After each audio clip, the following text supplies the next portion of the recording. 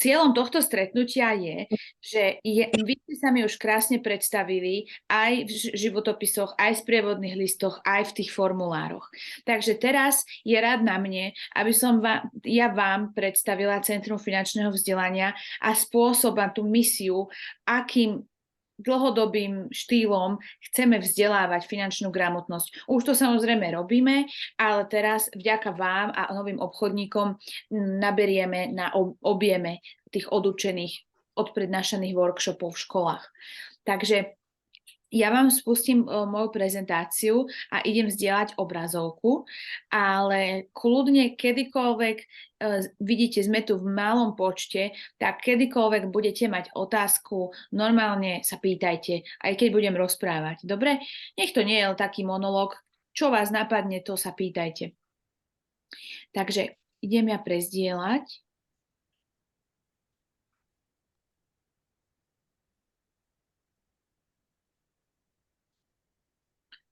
Dobre, a dám tu tento režim prezentácie. Dobre.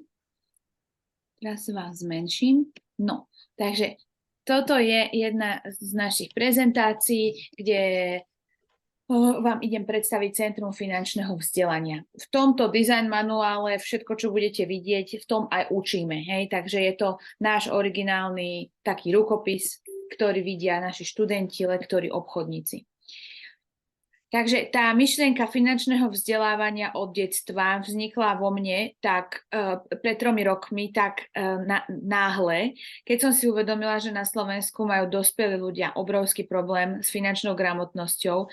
Zažila som to na vlastnej koži a vtedy mi to tak prišlo, že prečo by sme také jednoduché veci neučili deti postupne, systematicky, kedy sú vlastne deti sú ako biely papier, hej, nepopísaný. Dospelí už majú aj rôzne negatívne návyky, čo sa týka hospodárenia s financiami. Takže ja som si povedala, že začneme deťmi a môžeme ich časom naučiť oveľa, oveľa viac a zlepšiť im tým životy. No a teraz ide mne hlavne o to, aby sme vzdelávali moderne, pútavo do skutočného života.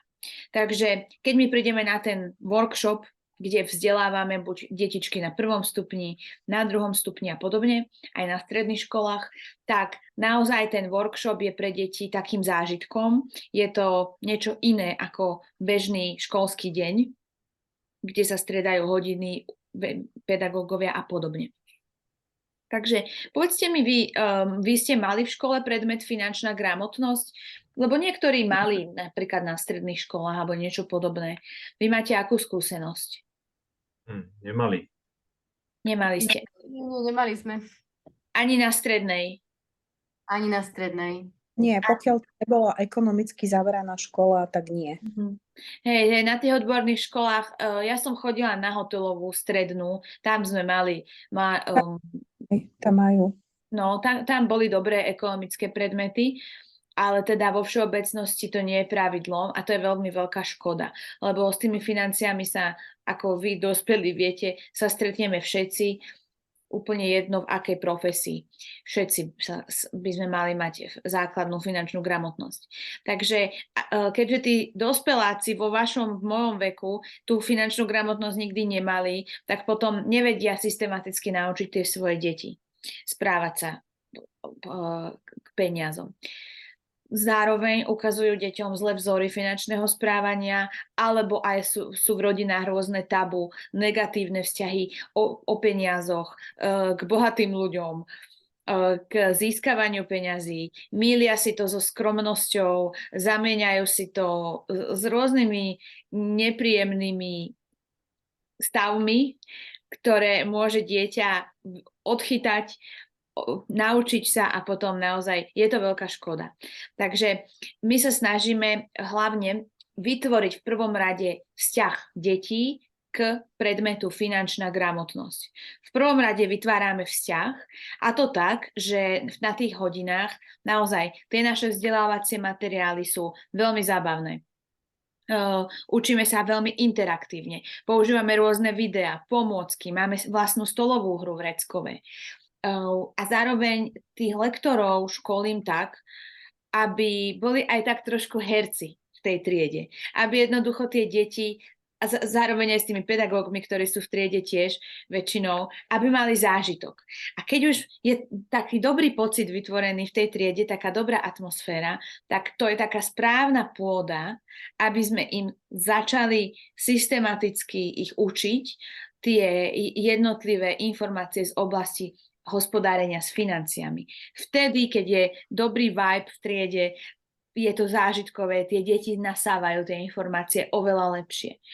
A to, ako dokážu použiť tie informácie, čo sa naučia na workshope, je vidno hneď po skončení workshopu. Pretože deti majú prístup, idú do bufetu, idú s rodičmi niekam, chodia po obchodoch. Mnohí rodičia povedali, že prekvapil ma môj syn, ako si začal všímať ceny v obchodoch, ako ich začal vyhodnocovať. Nikdy predtým ho to nezaujímalo, čo koľko stojí, lebo peniaze pre neho neznamenali nič. Hej? Takže toto sú aspekty, to sú výsledky, ktoré vidíme oveľa skôr, než deti vyrastú. A preto je to veľmi motivujúce a bude to aj motivujúce pre vás ako lektorov vidieť taký pokrok časom na tých deťoch alebo z tých recenzií tých rodičov, z tých pochvál, ktoré dostaneme. Takže zatiaľ sú rodičia aj pedagógovia nadšení z nášho spôsobu vzdelávania a naozaj šírime zábavným, interaktívnym spôsobom toto vzdelávanie. A môjim cieľom je naučiť a motivovať aj vás, aby sa vám niečo také chcelo robiť, aby sa vám to páčilo, aby ste si mnohí splnili sen v tejto oblasti a aby sme spoločne boli veľkým prínosom hlavne pre konkrétne životy tých detí. Teraz odhľadnúť od všetkého, čo sa podnikateľského prostredia týka, našim cieľom je vzdelávať deti tak, aby si nie len tie informácie zapamätali, nie len aby ich aplikovali správne v tom svojom živote, ale hlavne, aby sme im tým tie životy zlepšovali. Potom sa budeme baviť o charitatívnom vzdelávaní, ktoré robíme a tam je to zlepšenie úplne najviac viditeľné. Tam je taký najväčší rozdiel. Takže teraz som prešla na ďalší slajd, spôsoby finančného vzdelávania a ten sa týka toho, akými kanálmi vzdelávame na našich kurzoch alebo workshopoch. Takže hlavný kanál, ktorý rozbiehame od tohto školského roka, sú workshopy. Workshopy sú priamo v školách, kam chodia, cestujú naši lektori, preto som sa vás vo formulári pýtala, či máte vlastné auto, lebo je to nevyhnutnosť. A na workshopoch títo naši lektori vzdelávajú deti, spolupracujú s nimi v tom danom programe, ktorý je pre tú vekovú kategóriu najvhodnejší. Fungujeme na štátnych, kupujú si tie workshopy aj na štátne školy, aj na súkromné školy. Tie súkromné školy väčšinou požadujú vzdelávanie v angličtine. Zatiaľ to zastrešujem ja, lebo je málo ľudí, ktorí to chcú vzdelávať v angličtine, ale zatiaľ tých škôl nie je veľa. Je to väčšinou v Bratislave, takže zatiaľ to riešim ja. Potom máme aj online kurzy, tie fungovali ešte do minulého roka, pretože na to sme sa hlavne sústredili aj s reklamou, na ktorú sme venovali patričné množstvo peňazí. To bola reklama na sociálnych sieťach, ktorá slúžila na to, aby tie online kurzy propagovala a aby sa vlastne cez mobily, cez počítače poprihlasovali buď rodičia, svoje deti alebo tínedžeri samých seba.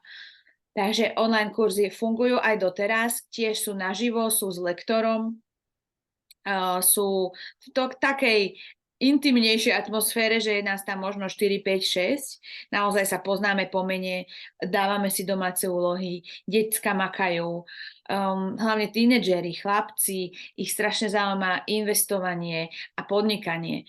Tieto témy sú mnohým veľmi vzdialené, pretože pokiaľ nemajú rodičov podnikateľov alebo sa s nimi nebavia o investovaní a podobne, tak tí chlapci, pre nich je to veľmi vzdialené a strašne oceňujú, keď im to niekto po lopate vysvetlí, ale zároveň jazykom, ktorý nie je úplne dospelácky. Takže tí tínedžeri ešte nie sú dospelí, takže treba sa s nimi baviť iným spôsobom, ale zároveň dávať taký challenge tomu ich inteligentnému mysleniu. Takže to sa všetko potom naučíme v rámci školenia v jednotlivých programoch. No a potom robíme charitatívne finančné vzdelávanie cez naše občianske združenie EFC+. A tam hlavne vzdelávame deti z detských domovov. Minulý školský rok celý sme vzdelávali v detskom domove tu v Nitre, ja som z Nitry. Celý školský rok, každú sobotu chodila naša špeciálna pedagogička do detského domova a školila tam deti podľa veku. A museli sme ten vzdelávací program naozaj aj upraviť, pretože tie deti v tých detských domovoch majú iné potreby, iné požiadavky.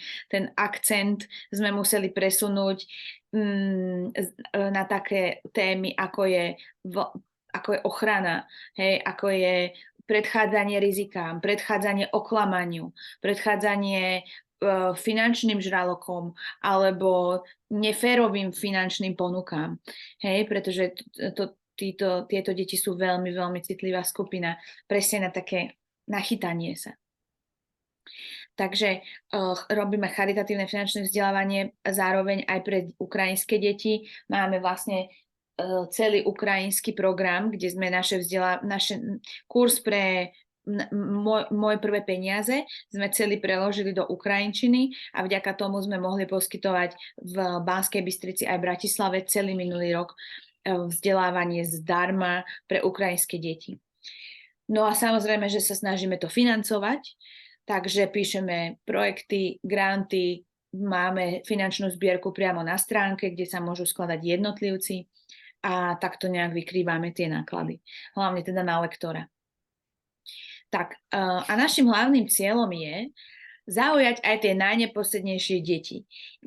Ide o to, že v tých triedách sa stretnete s mnohými deťmi s rôznymi poruchami pozornosti, poruchami rečí a podobne.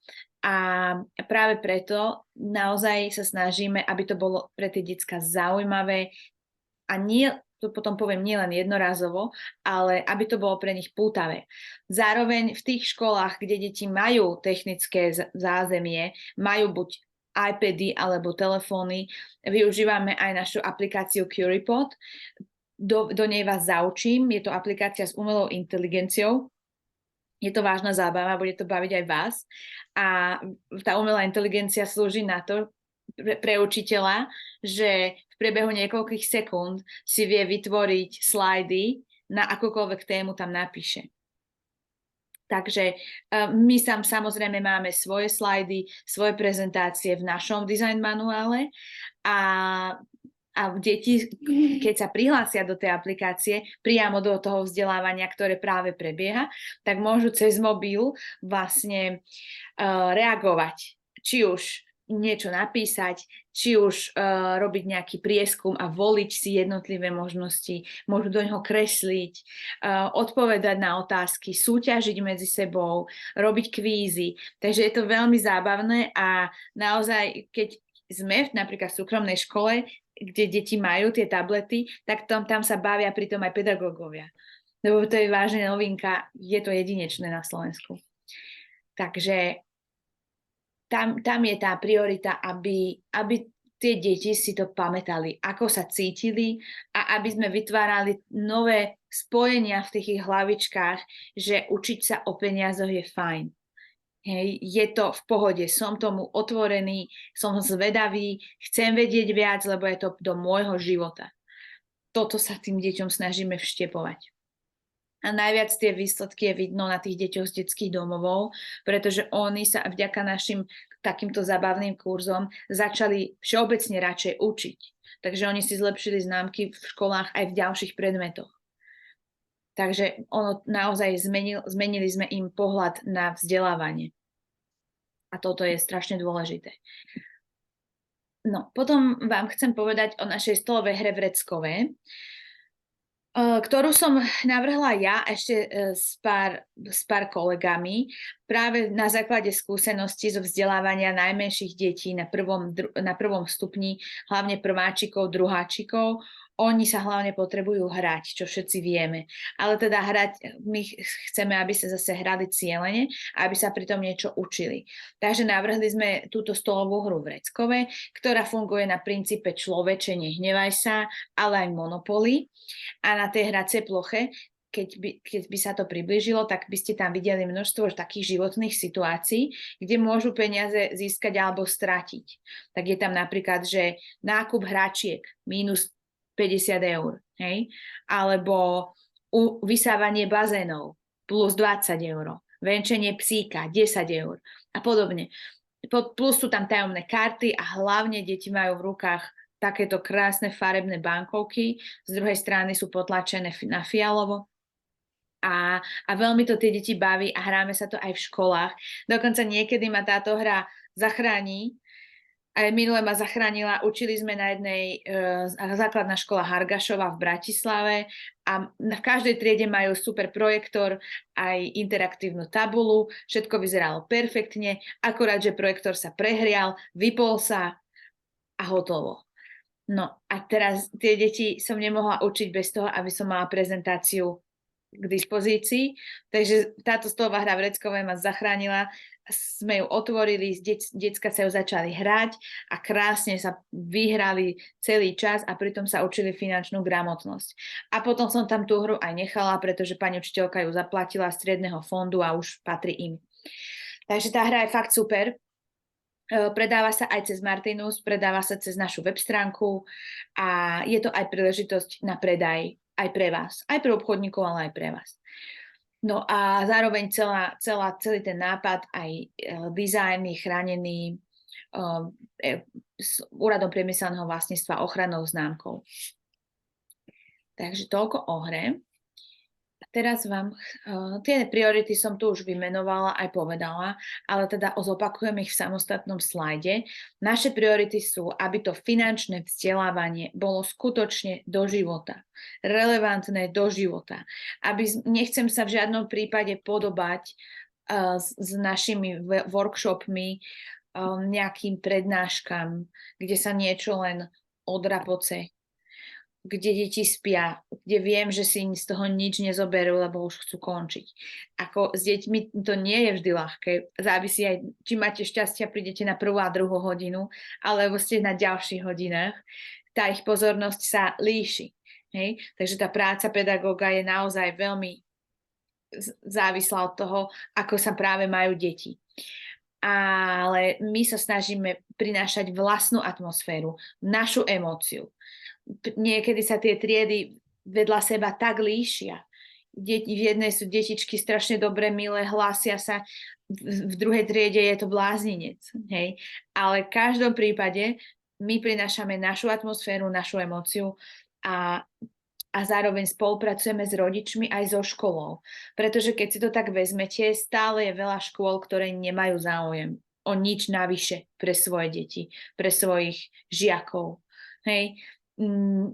To znamená, že tie školy, s ktorými spolupracujeme, záujem majú dať tým deťom niečo viac a to finančné vzdelávanie od nás minimálne chcú vyskúšať a potom si kupujú ďalšie kurzy alebo workshopy. Takže spolupracujeme so školami a zase s rodičmi, ktorých zaujíma, čo sa ich deti učia alebo s čím sa hrajú. Takže je to špecifická skupina. Dobre. No a teraz trošku konkrétnejšie. Workshopy, aké robíme v školách. Týchto 5 workshopov, to sú vlastne programy. A tie programy sú presne podľa veku. Moje prvé peniaze sú pre 7 až 9 ročných a tak ďalej, až po stredoškolákov. Naše peniaze a hodnoty sú tiež, tieto dva prvé sú pre 1. stupeň. Ostatné sú pre 2. stupeň a pre stredoškolákov. Takže v rámci jedného programu, dajme tomu, že moje prvé peniaze, sa dajú odučiť až 4 workshopy.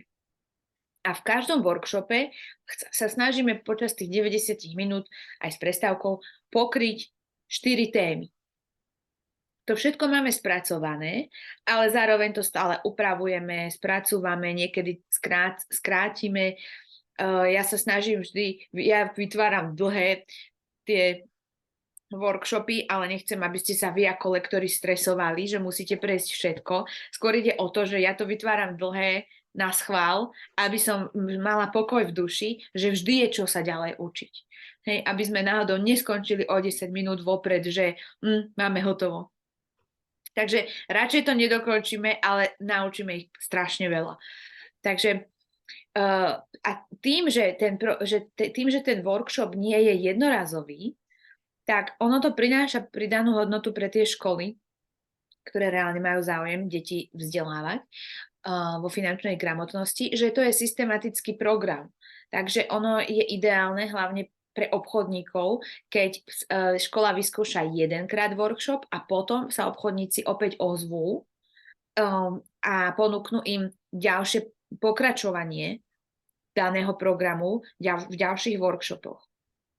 Takže tým pádom zabezpečujeme systematické finančné vzdelávanie. A ten jeden workshop trvá 90 minút, 2 vyučovacie hodiny, väčšinou aj s prestávkou. A ja vás vlastne plánujem potom, ako budeme mať už podpísané zmluvy a budem vedieť, že s ktorými z vás reálne budeme spolupracovať, tak ja vás zaškolím v každom z týchto programov. Ale zaškolím vás tým spôsobom, že ja viem, že vy už pedagógovia mnohí ste, alebo ste lektori. Ja vás prakticky zaškolím len v tomto programe. Hej. Určite máte mnohí oveľa viac skúseností, čo sa týka lektorovania, vzdelávania. To ja nechám na vás, tieto metódy. Ja vám len ukážem témy, aké máme spracované a akým spôsobom ich komunikujeme s deťmi my. Zatiaľ, čo sme tu my. A vy samozrejme môžete to len vylepšiť. Okay? Takže to je vlastne ten trend a naše dlhodobé nastavenie rásť a učiť sa. Rovnako ako my vzdelávame, aj my sme ako teraz jeden organizmus, Centrum finančného vzdelania, a my hlavne chceme rásť a učiť sa. A učiť sa môžeme len vďaka vašim skúsenostiam, mojim skúsenostiam obchodníkov. Dáme si samozrejme porady, kde budú obchodníci aj vy, aby ste boli naozaj také týmy, ktoré budete spolupracovať. No a potom tu máme nejaký potenciál 500 000 žiakov a základných a špeciálnych základných škôl a 210 000 študentov stredných škôl a špeciálnych stredných škôl. No a do budúceho roka mám taký plán vytvoriť moderný systém merania vedomostí. To znamená, že samozrejme, že vždy sa dajú ľahko urobiť testy a našúpať deckám, že otestujte sa. Ale to nie je náš štýl. Takže my sme doteraz skúšali metódy, že napríklad cez apku Kahoot, súťaže, kde si merali vedomosti medzi sebou. My sme už videli, čo sme ich naučili, lebo v tých súťažiach boli otázky z workshopu, no a deti sa pri tom strašne bavili. Tam nebol stres.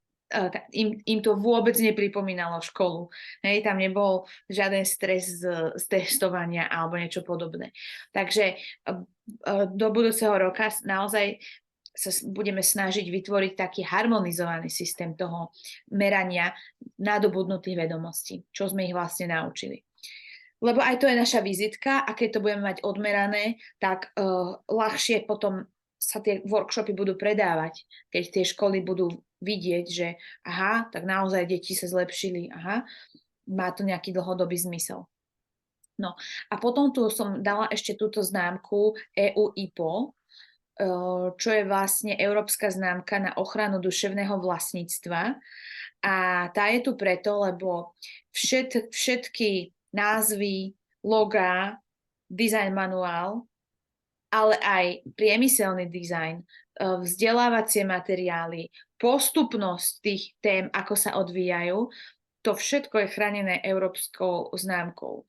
Dala som to ochrániť ja, dosť to stálo peňazí, takže všetko, s čím vy budete pracovať, všetky tie programy sú naozaj seriózne ochránené. A preto to hovorím, lebo ono nie je také ľahké. Ešte takto, ešte sa úplne nepoznáme, nie je také ľahké to len tak skopírovať, hej, a spraviť to v modro-bielom. Hej. Samozrejme, že bude mnoho konkurencie, ktorá sa inšpiruje, aj už existuje, dobre, v pohode. Ale preto tá európska ochranná známka, že tam sú chránené ďalšie a ďalšie a ďalšie hodnoty a systémy. Nie len farby alebo logo. Takže to hovorím hlavne preto, lebo keď vám pošlem návrh zmluvy, tak tam sa o tom dočítate, že čo to vlastne je a mne ide len o to, aby ste to zobrali na vedomie. Bude to ako jeden z bodov zmluvy. Dobre. Teraz tu máme niečo pre vás. Lektor a jeho misia. Takže my ako lektori, ako vidíte, nie každý z vás je pedagóg, a nie je to nevyhnutnosť. Tu skôr ide o ten vzťah, aký vy máte k vzdelávaniu, k oblasti financií a k študentom alebo k deťom. Takže naozaj my sme ich sprievodcovia. My vytvárame v triede takú bezpečnú atmosféru, kde sa deti alebo tínedžeri môžu opýtať na čokoľvek. Hej. Napríklad v jednej súkromnej škole sme vzdelávali finančnú gramotnosť, bola tam medzinárodná trieda, boli tam Rusi, Ukrajinci, boli tam aj iné národnosti a práve vypukla vojna. Tak hneď tú ďalšiu hodinu, potom ako sa to všetko začalo mlieť, nič iné ich nezaujímalo, len nech sa o tom tu porozprávame, lebo nikto iný z tých učiteľov sa o tom nechcel s nimi baviť v tej škole. Takže naozaj je dôležité, že my sme iní, my sme sprievodcovia tých detí, my máme s nimi bližší vzťah a musia si nás v prvom rade obľúbiť, aby nám dôverovali, aby sa mohli čokoľvek opýtať. Nikdy nehodnotíme, že počúvaj, to je ale blbá otázka. Hej? Nikdy nehodnotíme tie deti, lebo potom sa nám tak nejako zabrzdia, zastavia a uzavrú. A uzavrú sa nie len s ich otázkami, ale aj všetko informácie, ktoré by ináč mohli preniknúť do ich hlav, potom nepreniknú. Takže máme medzi sebou ten vzájomný rešpekt. Samozrejme, že nie je to, že teraz holubník. Deti prirodzene rešpektujú lektorov. Musia nám dôverovať, že sme profesionáli. Tie deti vám dajú rôzne také výzvy, aj rôzne otázky, na ktoré treba vedieť odpovedať, ale keď nevieme odpovedať, nehanbiť sa povedať neviem. Alebo vidíš, toto si musím aj ja naštudovať. Hej? A oni nám vtedy tú profesionalitu budú veriť, keď si viem aj priznať tú chybu. A tie deti vám to nedarujú. Oni sú nejako dospelí, že nechám si niečo pre seba. Oni sú úprimní, nič si nenechajú pre seba. Takže dôverujú nám aj vtedy, keď si vieme priznať, že niečo nevieme. Hej? A vytvárame si teda také priateľské, ale stále hierarchické vzťahy a máme tú bezpečnú atmosféru v triede, ako som opísala, že čokoľvek sa dá, môžu opýtať. Tak, a keďže tam vytvoríme v tej triede dobrý vibe, dobrý pocit, tak potom vytvárame naozaj základnú pôdu pre nové vedomosti, ich správnu aplikáciu v živote. Deti si naozaj zoberú z tej hodiny viac a cielime tým k tomu, aby sme im zlepšili život vďaka tomu finančnému vzdelávaniu. A preto je to tak, lebo na Slovensku ešte nie je nejaký ucelený vzdelávací program, ako majú deti napríklad v matematike. Že či dáte dieťa do štátnej školy v Bratislave alebo v Košiciach, ale základné veci z matematiky vedia všetci rovnako.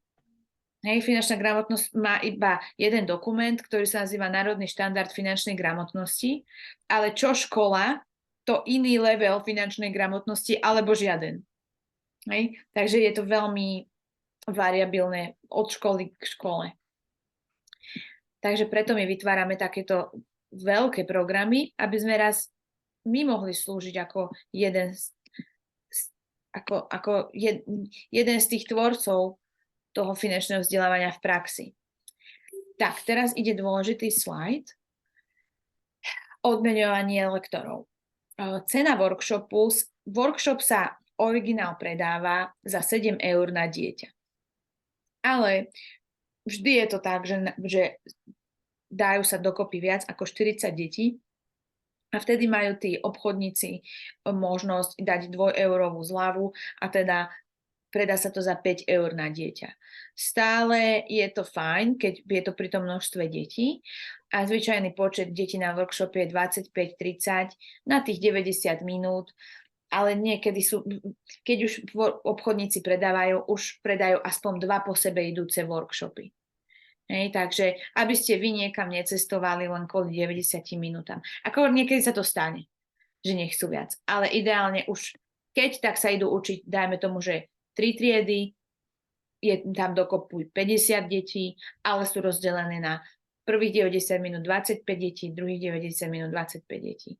Aby to bolo hlavne kvalitné. Pre tie deti, aby sa každý dostal k slovu. Lebo vy sa tam s nimi budete rozprávať, komunikovať. Každý sa musí dostať k slovu a preto nemôžeme z toho urobiť vysokoškolskú prednáškareň so 100 ľuďmi. Hej, musí to byť pre tie deti interaktívne. Takže samozrejme, že by to bolo ekonomickejšie, ale už by to potom uberalo z tej kvality toho vzdelávania, z toho dosahu pre tie deti. Takže odmena pre lektorov je 15 eur na 60 minút, ale keďže 90 minút trvá workshop, tak to je 22 eur. Plus sa prepláca cestovné na základe riadneho vyúčtovania. Preto sa snažím vás mať v regiónoch po celom Slovensku, rovnako ako obchodníkov, aby ste nemuseli ďaleko cestovať. Lebo to zaberá čas aj peniaze. Koordinovať sa budete priamo s obchodníkmi. Toto je model, ktorý zatiaľ ideme len vyskúšať, pretože zatiaľ neexistuje nejaký koordinátor pre Slovenskú republiku. Viem, že budú všetci volať zatiaľ mne a uvidíme, že ako ten program, ako tá koordinácia medzi obchodníkmi a vami sa vyvinie. Hej, či vám to bude sedieť, či tá komunikácia bude v pohode, či vám to bude vyhovovať. Hlavne je dôležité, aby s tou školou nekomunikovalo veľa ľudí. S tou školou musí komunikovať obchodník alebo lektor a to je všetko. Lebo veľakrát sa stalo, že už s jednou školou sme komunikovali 3 a to nevyzerá profesionálne. Takže naozaj je dôležité, budete také menšie týmy v rámci krajov a spoločne sa budete koordinovať. Lebo vy musíte pracovať prakticky ruka v ruke s tým obchodníkom. On urobí tú prácu, že ten workshop odprezentuje, predá a vy zase urobíte tú prácu, že naň pôjdete, zrealizujete ho. Takže každý urobí polovicu. Školenia budeme mať spoločne so mnou, o nich som už hovorila, kde vám predstavím to vzdelávanie. A samozrejme, že je tu stále možnosť stať sa obchodným zástupcom, pretože ono je, a ja to vidím z mojich skúseností, oveľa ľahšie sa predáva, keď máte skúsenosť zo školy. Keď máte reálnu skúsenosť z toho učenia. Takže je tu tá možnosť samozrejme byť aj to. No a potom je tu možnosť stať sa členom občianskeho združenia AFC+. Zatiaľ vás to vôbec k ničomu nezaväzuje, že by ste sa stali členom občianskeho združenia, ale mnohí z vás mi písali, že máte skúsenosti s vzdelávaním nízkoprahových rodín, citlivých skupín detí a podobne. A toto je presne to, na čo sa v tom občianskom združení zameriavame. Robiť tú charitu, kde pre tieto skupiny detí je samozrejme vzdelávanie zadarmo. A mnohí z vás máte aj skúsenosti, či už z verejnej správy, zo získavania, písania projektov, granty a podobne. Takže aby EFC Plus mohlo fungovať a realizovať aktivity, potrebuje robiť fundraising.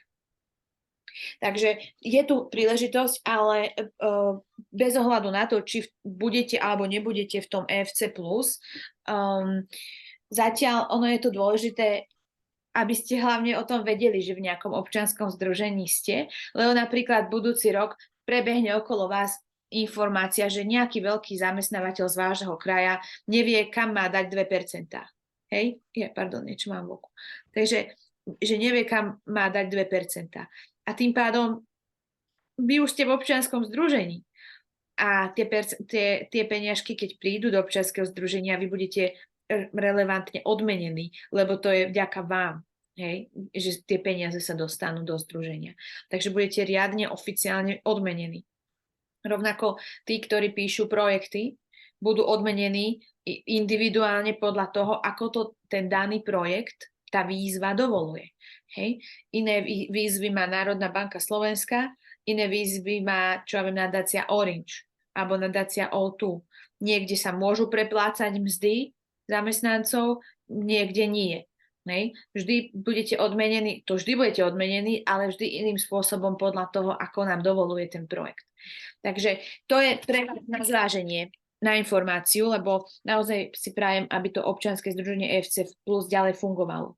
Lebo začali sme veľmi dobre a spisujem teraz výročné správy a je toho fakt veľa, čo sme postihali.